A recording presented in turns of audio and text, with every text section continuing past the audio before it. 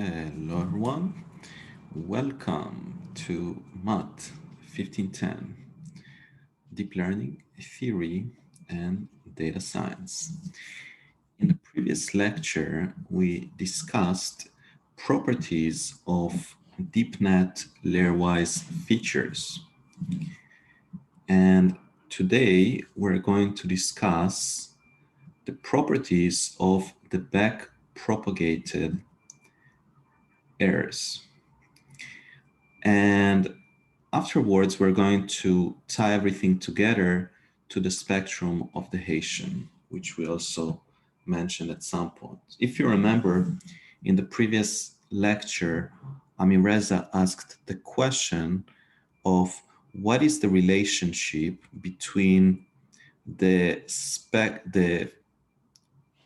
different behavior that we see in the spectrum of the features and the observations we saw in the spectrum of the Hessian. So we will answer that probably in the next lecture.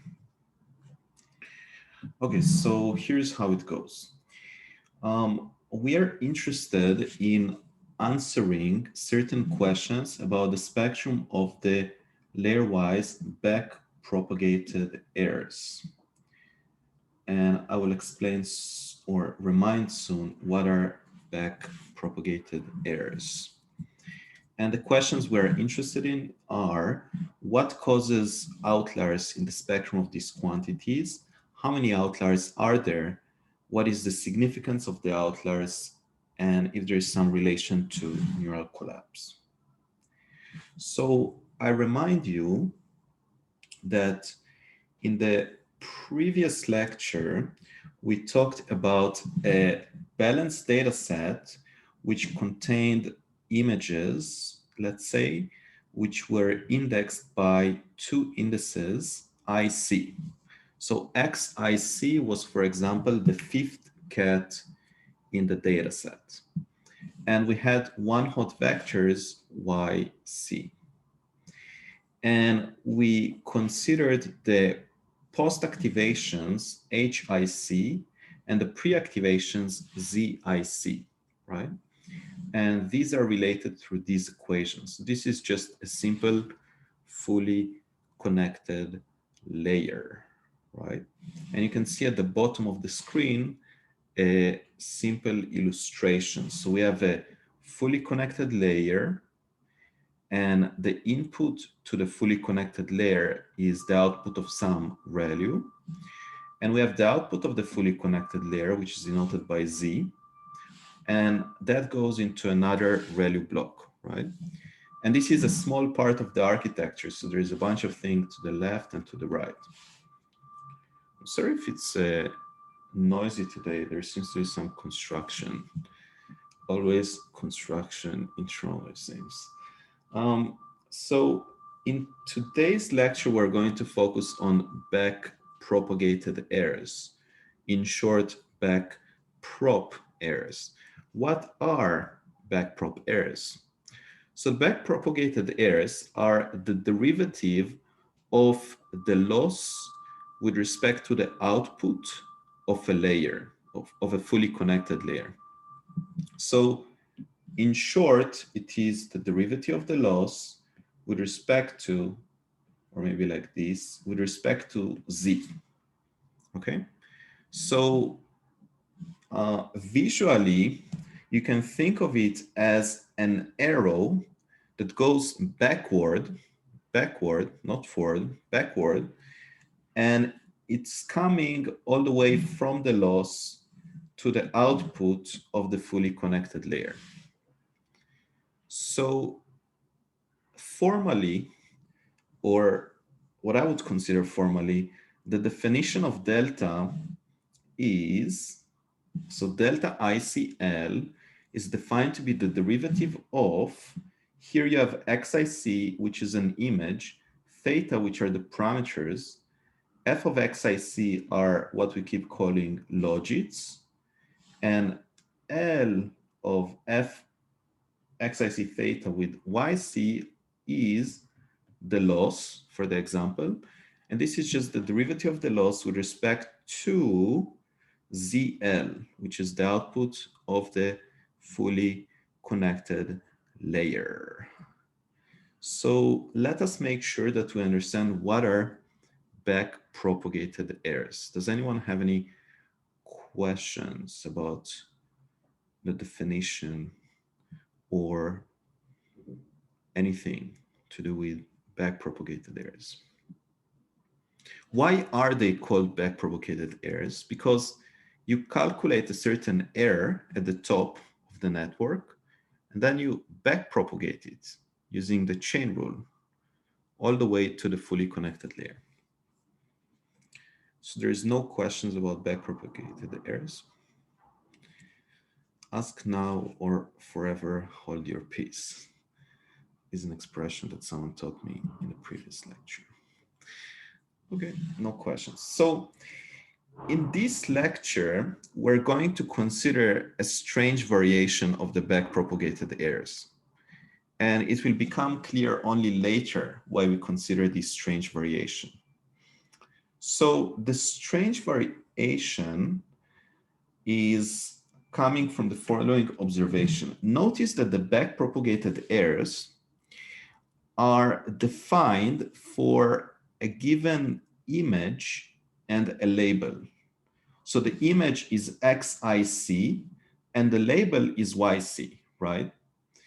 Now, notice that one could consider a more general quantity, which I'm going to call a generalized backpropagated error, where your label would not be the same as the true label of the image. So imagine, for example, a tuple XIC and a label YC prime. So this would be the fifth dog in the data set would be labeled as a cat. And then you calculate the backprop error. Why would you do such a bizarre thing will only become clear later. When I say later, it means only in the next lecture. So here's the definition. So this is called an extended, not generalized, extended back-propagated error. And I use the notation of delta I CC prime. So notice there is a 3-index structure.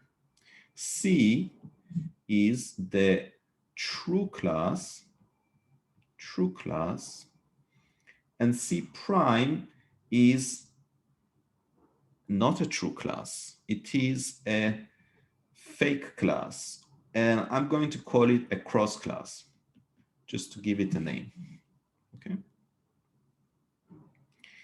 And this is the definition. So notice again, in this definition, XIC is paired with an arbitrary label YC prime. So it's as if we labeled a dog to be a cat.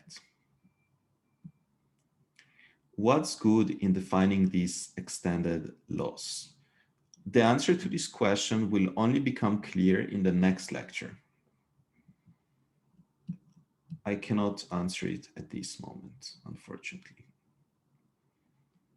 I can give you a short answer, a glimpse of what's the significance of this definition. So it turns out that the Hessian, which is related to the Fisher information matrix, can be written as function of these extended backpropagated errors. And so in order to create a relation between the features and the backpropagated errors and the Hessian and neural collapse, we will need these extended backpropagated errors. So if there's no questions about the definition of the extended backpropagated errors, let me show you a set of definitions. So notice that the backpropagated errors, delta I CC prime L, L stands for the layer, have 3 indices. And because there are 3 indices, you can define this type of hierarchical clustering to it. You can assign a clustering to these vectors. So imagine that I take all the pairs of C and C prime, all the tuples of C and C prime, and for each one, I define mu CC prime to be the average of all the delta ICC prime. Okay, so it's basically just averaging over the ith index. I'm going to call these the cross-class means. And imagine I take all of these mu CC primes, and for a fixed class C, I average over the C prime index. So I get mu C. And imagine that I take all of these mu C's and I average them to get a global mean. So on the right, you can see a simple illustration, hopefully a simple illustration of this concept. So here you can see delta ICC prime, right? And there is another vector, which is delta JCC prime.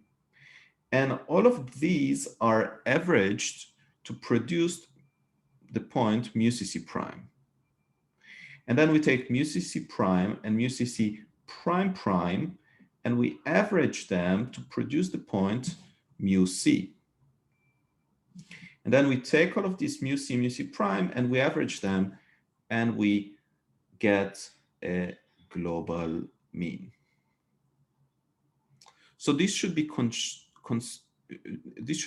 be contrasted with what we've seen in the previous lecture, where we had a very similar picture, image, plot, except that one was for the features which have a 2-index structure of I and C. Does anyone have any questions? Any questions? No questions. Okay. Now, similar to once you define a set of means, you can also define the appropriate covariances, right? So you can define a between class covariance, which is just going to calculate the perturbations of the class means around the global mean. So by now, hopefully, between class covariances are very natural objects to you. You can define a between cross-class covariance, which is a bit of a strange quantity, which measures the perturbations of the cross-class means around the class means. You can define also a within cross-class covariance, which measures the perturbations of the extended backprop airs from the cross-class means. So let me just do a simple visual illustration of this concept. So the between class covariance is just corresponding, use a color. Let's use this color. So this quantity is just corresponding to this circle, right? When I say corresponds to this circle, I mean that sigma b measures the perturbation of the class means around the global mean, right? So you can think of it intuitively as corresponding to some sphere or some geometric quantity that corresponds to this blue circle. And we have the between cross-class covariance, which is corresponding to this red circle. Maybe I should highlight the circles just to make it extra clear. And we also have the within cross-class covariance, which corresponds to the green circle. So there's a couple of questions. In the previous lecture, you defined this average over HIC, not delta IC. What's the connection? So you can define means and covariance for different vectors, right? And in the next lecture, I'll show you how the means and the of the features and the means of the backpropagated errors are interacting together to create certain quantities in the Fisher information matrix. You don't understand why the means are the same. They're not the same. They're not the same. It's different means. So let me just illustrate it here. So Amireza, imagine you take all of these HICs, right? For different, so HIC is a feature, it's called feature of, let's say, a cat, right? Of ith cat. Now, you can take all of these features of cats and you can just average them, and you would get like a feature of an average cat. And you can also take the backpropagated errors, which are not features, it's a different entity, it's a different quantity, and you can look at how does the average backpropagated error corresponding to class, you know, cat and dog look like. It's just different quantities. Does this make any sense, Amireza?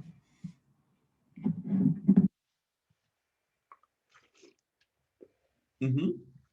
Exactly what you said. In the previous lectures, I was looking at the forward messages. Now it is the backward messages. That is correct. Jack is asking, would the outlier eigenvalues of the Fisher information matrix be generated by the covariances in the global mean? So that's close to what's happening, yes, but not quite. Not quite. But it's very close to what you said, but not quite. Okay. Now, similar to what we had in the previous lecture, you can take the second moment, which is basically the average over I, C, and C prime, delta I, C, C prime, delta I, C, C prime transpose, and there's a layer here. Too many indices, to be honest, too many indices. So you can just calculate this second moment matrix. Oh, I already have it here. I don't know why I just wrote it for no reason. And you can decompose this second moment matrix into a summation of a bunch of quantities, right? So you're basically decomposing the second moment matrix into a sum of different covariances. Does this sound reasonable?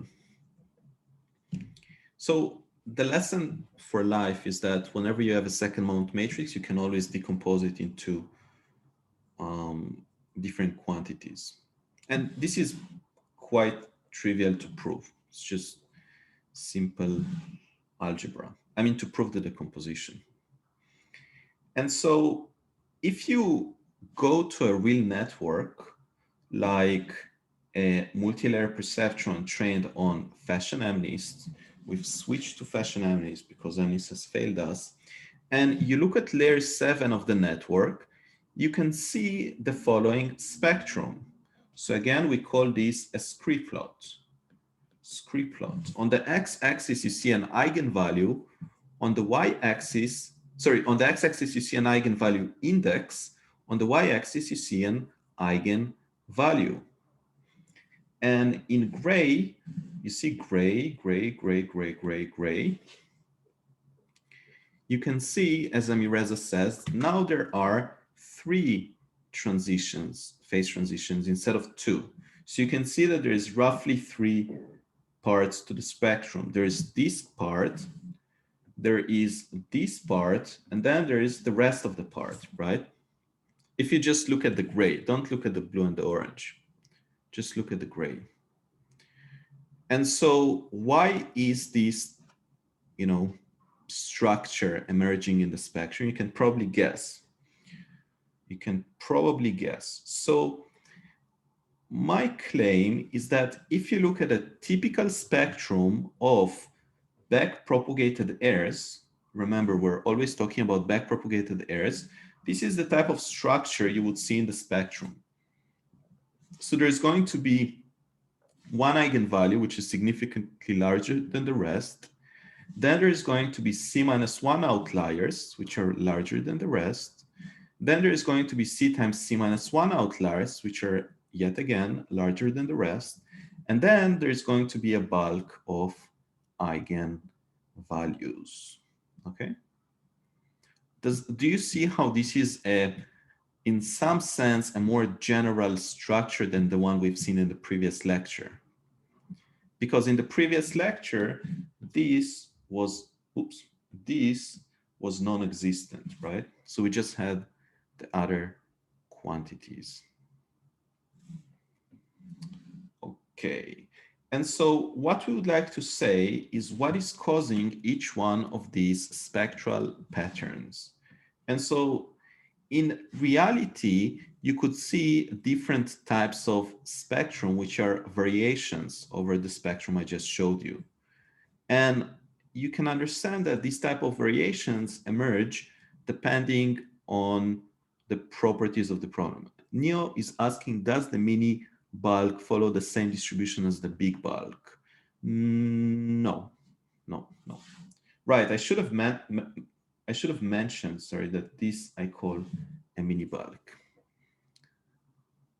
A mini bulk. I think I coined the name mini bulk. I've never seen anyone use the word mini bulk. So it's like, I should put here is this how you do it? Like, see, copyright. Does someone have to copyright something? Like, if you want to copyright a word, what's the procedure? Do you know? Is there like a patent office or something for words?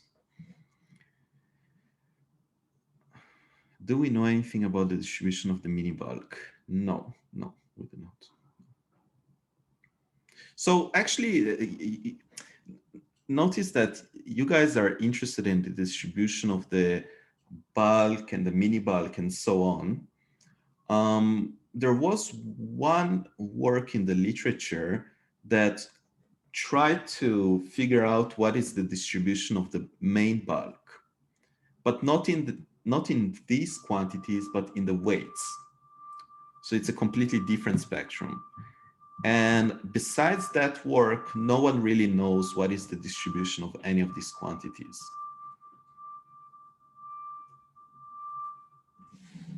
Does this answer the questions about the distributions? I guess it doesn't answer because there is no answer. No one knows. No one knows. Okay. So again, there's possible variations to this. And so imagine that we try to figure out what is causing the largest outlier. So we repeat the same process we did last time. So let's say we try and knock out the rank 1 matrix associated with the global mean. What would happen as a result?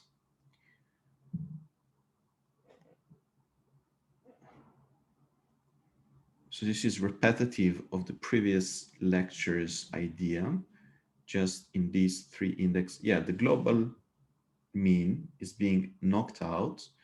What's going to happen as a result?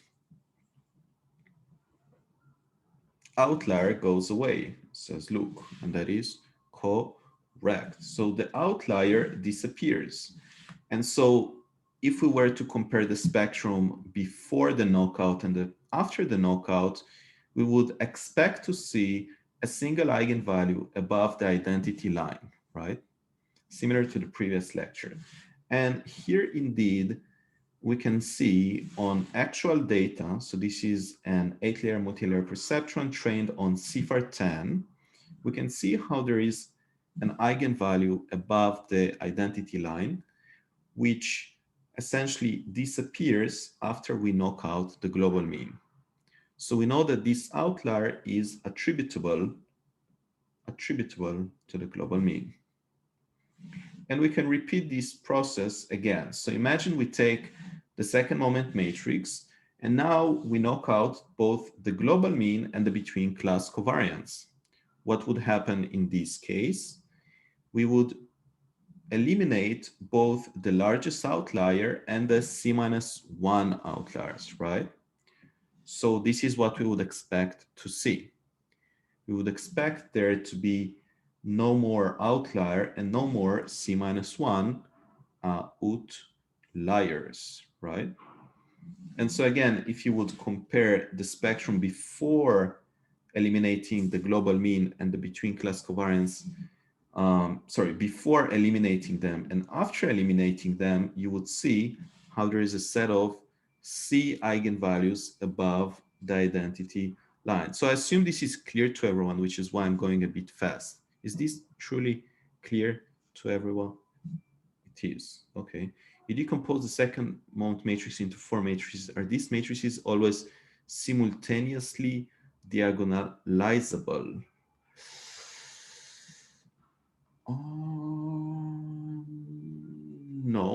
no, no, no, no, no. But why would you want them to be simultaneously diagonalizable?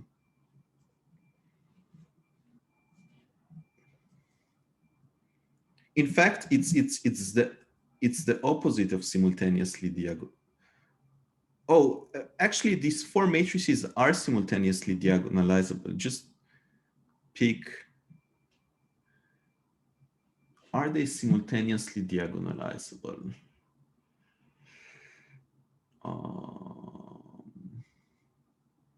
Are they simultaneously diagonalizable?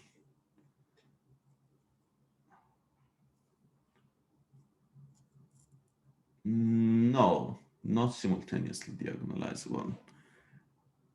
They're not simultaneously diagonal. But also, Neo is asking, do they commute? Why would you want them to commute? Maybe we should ask first.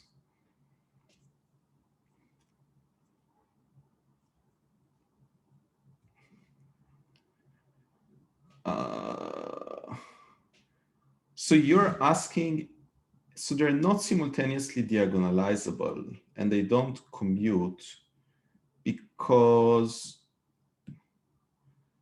they're not simultaneously diagonalizable and they don't commute.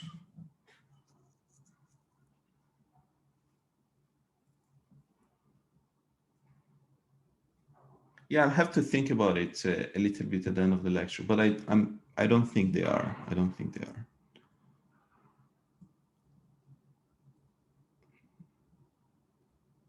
Yeah, but I don't think they commute or they're simultaneously diagonalizable.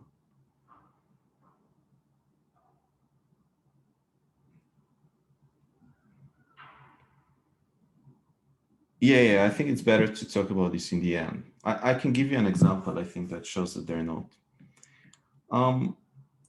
Okay, so here's what happens if you look at the spectrum before knocking out the class means and the global mean and after knocking out. And indeed, you can see how there is a set of C outliers which are above the identity line. And because they're above the identity line, we can understand that these are attributable to the quantity that is being knocked out. In this case, you can see a small shift here as well, but this shift indicates that the quantity that we knocked out is contributing some energy to these eigenspaces, basically. And in this case, the most interesting thing is what happens if we are, if in addition to knocking out the class means, we also knock out the between cross-class covariance. And so what would happen in this case is you would expect the mini bulk to disappear as well, right? And so you'd expect what? Yes, you would expect to have something like C times C minus 1 outliers above the identity line.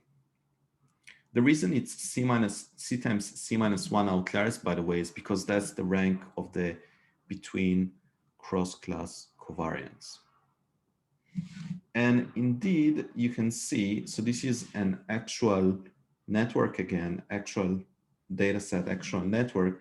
You can see how if you knock out the between cross-class covariance, in addition to the other matrices, there is a set of C-squared outliers which are essentially becoming smaller. The fact that they're above the identity line means that they're becoming smaller as a result of the knockout procedure. Does anyone have any questions about this? Yeah, I got a question. Mm-hmm.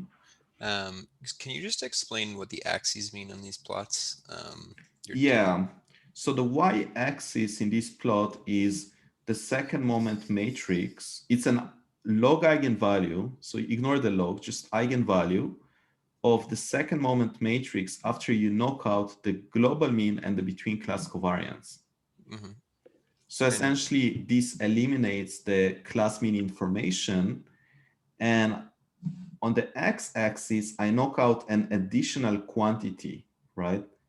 yeah, So an additional quantity, which is the between cross-class covariance. and then you're just ordering the eigenvalues Yeah, and plotting them. yeah. So the eigenvalues are ordered according to the magnitude. Yeah, so the eigenvalues are always ordered if you do the eigenvalue decomposition in both eigenvalue decompositions. Uh-huh. Okay. And then one more question. I mean, if you look at the cartoons you had on the previous slide, Yeah, you have the eigenvalues just disappearing completely. yeah. But on these plots with a diagonal, Hmm. it kind of seems like the eigenvalues are just the top eigenvalues are reduced in magnitude. They're not Yeah. obliterated. Yes, yes, yes, yes, yes, So yes, yes. I'm curious about the difference between those two. Are they really gone, or are they just diminished in magnitude? Mm, mm, mm, mm. Are they really gone or vanished in magnitude? Is a good question. It does seem like they're not completely um, gone based on this figure, but I think I'll show other figures which would be more convincing in showing that they are, in fact, basically what's happening is that um, the figure is a bit more confusing because the outliers are close to the bulk. I think that's what's causing the confusion. So if you look at a more natural, let's say this plot, I think it becomes much clearer. So this is the plot that I showed you earlier, where I think Amireza said that there's three parts to this spectrum, right? And now I can explain what is the blue and the orange dots corresponding to. So the orange dots are the eigenvalues of the between class covariance plus the global mean. So it's a rank C matrix, right? And I'm plotting those eigenvalues in orange, and here they are. And you can see how they almost perfectly align with the top eigenvalues of the second moment matrix, right? So this is an empirical verification for why the top outliers in the spectrum of the second moment matrix are attributable to the class means. And if you look at the um, blue eigenvalues, so the blue eigenvalues are the eigenvalues of the global mean plus between class covariance plus between cross class covariance. And in this case, you have something like C times C minus 1, which is 90 in this case, eigenvalues, right? And they're plotted in blue. And you can see how here they're very much aligned with the eigenvalues of the second moment matrix, right? So you can see that the between cross-class covariance is causing these, you know, so the top is being caused by the class means and the cross-class means. So how is this related to your question? You were asking me, or you were telling that it seems like here the outliers are not completely being eliminated. I agree with that. So that's why I think this visualization makes more sense. Are these for the same experiment? Yes, if I remember correctly, yes. If I remember correctly, yes. let me verify. Yeah, I think they were, but don't quote me on that. So And one thing, the diagonal doesn't look like a diagonal in the. right, so that's really okay. So the axis where the values of the axis are not what you want them to be. Um, Ignore the values. This is the diagonal. Okay. I was using some strange visualizations that required me to put everything on a 0-1 interval. Yeah, ignore the values completely. So this is the plot that should hopefully make everything very clear. So you can see C outliers, which are attributable to the C class means. You can see there's C squared.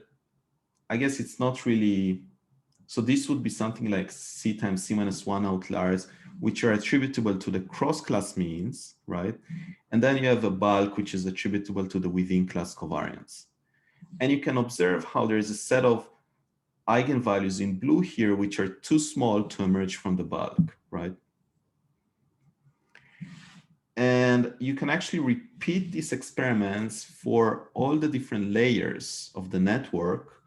And what you would observe, so here, each one of these columns is a different layer from 1 all the way to 8. And in the case of 8, there is only C minus 1 eigenvalues or C eigenvalues. I don't remember which one it is, because the last layer is just of rank C minus 1, because it's basically a vector of length C minus 1, or C rather, because it's basically just this thing corresponds to the logits, which are in RC. Okay. And what's interesting here are the following observations. So if you look at the first layer, how do you define backprop errors for the last layer? So it's always the same way. It's always the derivative of the loss with respect to the output of a fully connected layer.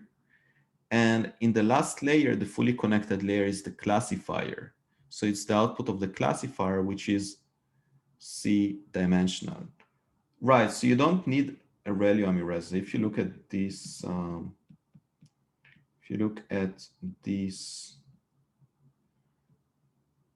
visualization, so in the last layer, this wouldn't be a ReLU, this would be a loss. Maybe I should have mentioned that.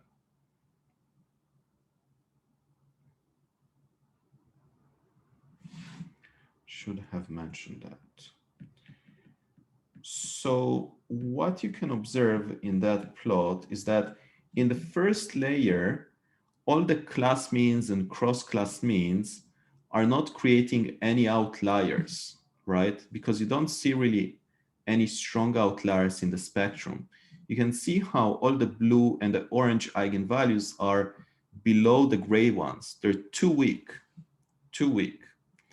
Now, if you go to a deeper layer, let's say this layer, which is layer 5, you can see how there is C outliers only, and then there is the bulk, right? Now, what this implies is that the cross-class means, which are the blue things, are not strong enough, don't have enough energy to create any more outliers.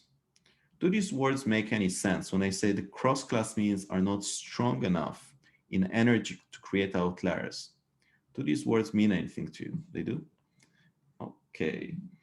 And in the 7th layer, you can see how both C outliers and more outliers emerge in the spectrum, right? You can see how suddenly there's more than just C outliers. And that is because the cross-class means are becoming strong enough to create more outliers. Another thing you can see here is that the ratio of the orange eigenvalues, which are the eigenvalues of the class means, is increasing or is becoming closer and closer to 1 as function of depth. And essentially, this means that the errors are in some sense closer to being orthogonal at the deeper layers and less close to being orthogonal at the shallower layers. So if you talk to deep learning practitioners, the way they would probably interpret this is they would say that the class information is being lost as you back propagate it throughout the layers, right? So the fact that you have here a set of outliers emerging from a bulk means that there's some class information in the errors. And if the class information is buried inside the bulk, it means that this layer is not being trained on backpropagated errors which have any class information. So it means that the layer is not going to learn any features which are class specific because it doesn't have any class information in the backpropagated errors. So here's a comparison of these slides and the previous ones. So in the previous lecture, we talked about a two-index structure in the layer-wise features, and we spoke about how there is a global mean, which is causing the largest outlier. There is C-class means, which are causing C-1 outliers, and there is deviations from means, which are causing the bulk. And in all of this discussion was focused on the layer-wise features. And today we just looked at these for the back-propagated errors. And we saw how there is a global mean that's causing the largest outlier. There is C-class means, which are causing the C-1 outliers. There is C-squared cross-class means, which are causing the intermediate outliers or mini bulk. And there's the deviations around the cross-class means, which are causing the main bulk. Okay. So this is the summary of this and the previous lecture. So does this explain the activation maximization in deep networks where one of the middle layers can create an image of the class? Yes, to a certain extent it does. So the reason why an intermediate layer in activation maximization might be able to create an image of a class is because the class information in that layer might be already strong enough, right? And what does it mean strong enough? So one way to define it would be to measure the ratio of the class means compared to the bulk. If the dynamics of both the forward and the backward messages are the same as a function of layer, can we anticipate a similar dynamic for the weights? Yes, you can. Yes, you can. And in fact, here's a simple thing you can do. So if you look at let's say you're looking at the optimization of the network. So there is a loss plus, let's say, a weight decay parameter, right? So this is the standard optimization of a deep network. Now, imagine you believe that the network optimization manages to get to a point which has zero gradient. So it would mean that the gradient of the loss, so let's write it like this, the derivative of the loss with respect to the parameters plus theta multiplied by some lambda would be equal to 0, right? This is just saying the gradient would be 0 at the end of training. Now, if you just look at the derivative of the loss with respect to the parameters, one can prove that this quantity is actually equal to the features multiplied by the backpropagated errors. So it would be equal to the derivative of the loss with respect to the output of the layer multiplied by the features transpose. So plus, let's say, W equal to 0. So how do I get this? Essentially, if you look at the fully connected layer, right, which is followed by a ReLU and has a ReLU beforehand, And if you define this fully connected layer, let's assume it has a parameter W, because it's a fully connected layer. It's defined through a matrix W.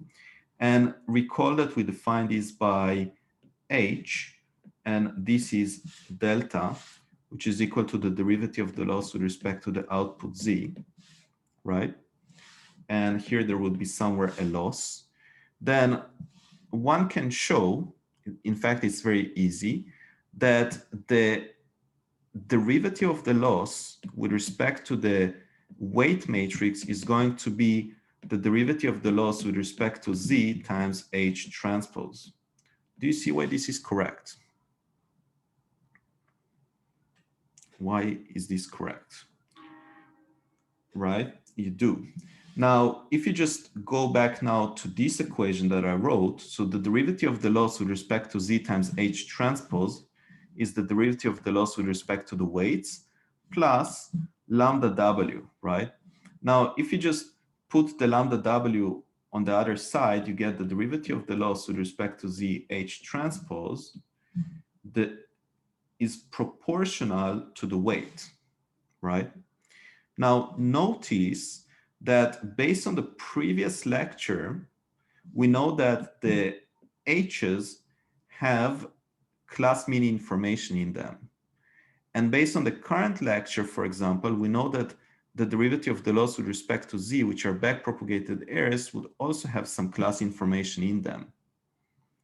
And so what would happen is that the class information of the features would be multiplied by the class information of the backpropagated errors to create a class information in the weights of the network. So you can actually look at the spectrum of the weights. You can do experiments, and people have done that, including me. And you would see that there is a certain bulk, and then there would be a certain number of outliers. This is lambda, probability lambda. And you would see that these outliers are in fact attributable to the class means in the features and the class means in the backpropagated errors.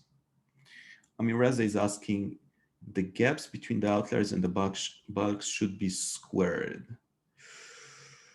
Squared. What do you mean by oh, yeah, in some sense, yes. In some sense, yes. In some sense, yes. So this is maybe a longer answer than you wanted. Okay, so it seems like we have 3 minutes, so we are in fact out of time. So I'll just answer more questions. More questions. Or before I answer more questions, let me just give you a preview for what is going to happen in the next lecture. So thus far, we've established the following facts. We know that the features have a structure of a bulk and then outliers, and then maybe also, and these are C outliers, right, due to the class means. And we know that the backprop errors have a structure of a bulk, a mini bulk, and then outliers, right, based on this lecture. Now, if you look at your, let's say, homework, which homework are we at? If you look at homework 7, then you would see that the Hessian of the network looks like something like a bulk. I guess it would be a bulk that looks like this, and then a set of outliers, right?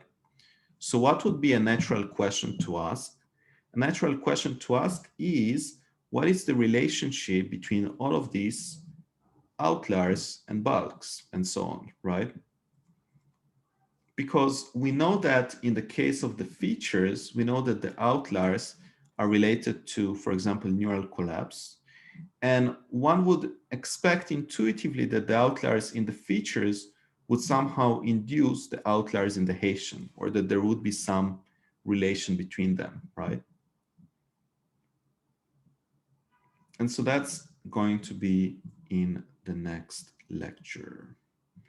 Thank you for joining, and I would stay for questions.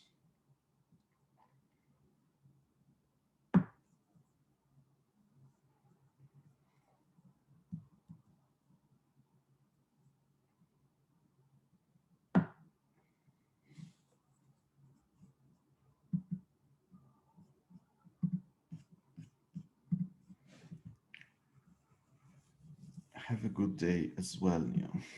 Does anyone have any questions?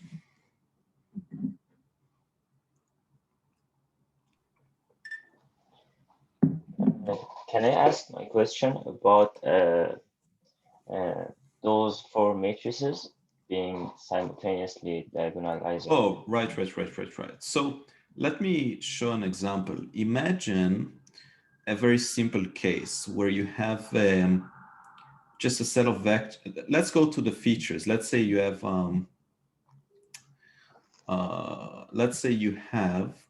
the average over HIC transpose over IC. And so you decompose it into the average of mu C transpose over C plus the average of HIC minus mu C HIC minus mu C transpose. And so you're asking whether they commute these matrices. So your question is equivalent to asking what happens if you multiply this quantity by this quantity, right? Not exactly. The reason I asked that question is that when you analyze the spectrum of a matrix, and I think, let me, I was wondering if there is a superposition between the matrices and their corresponding eigenvalues. I mean, if we assume that the largest eigenvalue correspond to mu G transpose, Yeah. then if superposition holds, then if we subtract that term or knock out in projection sense, then if they are simultaneously diagonalizable, the superposition holds for these four matrices, and then we can add or subtract them back and forth and see that the corresponding eigenvalues appear or disappear. Yeah, so that's basically what's happening, what you just said. Yeah. Yeah, but I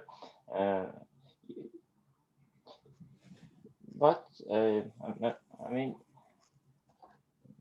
I can't explain my intuition exactly, but I was thinking that they should commute or be simultaneously diagonalizable too. So you can say that if we delete that part, then the corresponding eigenvalues also disappear. Otherwise, they should have some effects. I mean, so there's actually some effect. If you, let's say you have a bulk and a set of outliers. If you project away these outliers, then you're going to project some portion of the bulk as well. It's just that the bulk is very, it's like a continuous distribution of eigenvalues, and you're just projecting away a rank C, so it doesn't actually do anything. Like if you think about it, the features HIC are, let's say, in 2048 dimensions, right? If you're, so the bulk is corresponding to something like 2048 eigenvalues. The outliers are something like 10 eigenvalues. So if you're projecting away a 10-dimensional subspace from a 2048 subspace, it doesn't really do anything to it. Yeah. But like, if you want to be precise, there is an effect. It's just, it's negligible. Nice. So you're saying that those four matrices are not necessarily simultaneously diagonalizable. Yeah, they may be in some cases, or yeah, they're not necessarily simultaneously diagonalizable.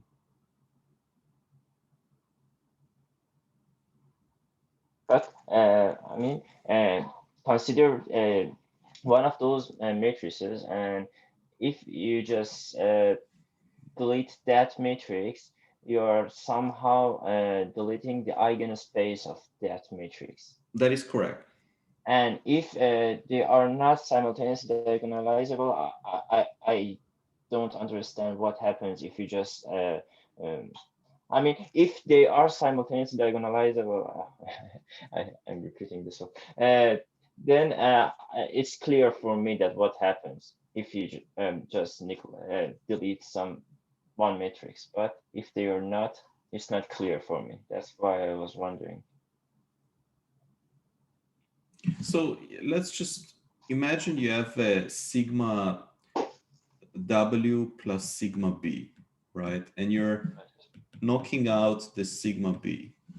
Then obviously the sigma B component is going to be killed, right? So so it depends which knockout you're using. If you're using a subtraction or if you're using a projection. If you're using subtraction, like if you're literally just subtracting sigma B, then you would literally be left with sigma W.